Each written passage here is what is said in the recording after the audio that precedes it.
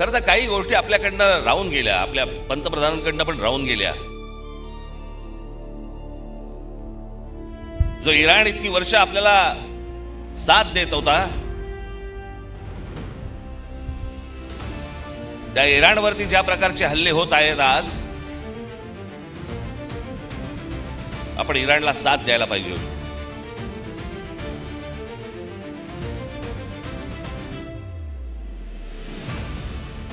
या देशामध्ये येणारं सगळं बरचसं तेल हे इराणमध्ये येतं, ते आपल्याला रुपयामध्ये देतात,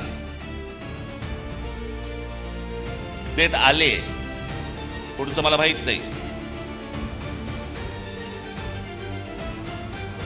पण खामेनी गेल्यानंतर देखील आपल्या देशाच्या पंतप्रधानांनी कुठचंही निषेधाचं एक स्टेटमेंटही काढलं नाही, हल्ल्यावरती कुठचं स्टेटमेंट काढलं नाही. जो देश आजपर्यंत जम्मू काश्मीरच्या प्रश्नावरती देखील आपल्याला पाठिंबा देत आला, भारताला पाठिंबा देत आला, त्यांच्या मागे आपण आज अडचणीच्या काळामध्ये उभे राहिलो नाही, याचा त्रास निश्चित भविष्यात होणार आपल्याला.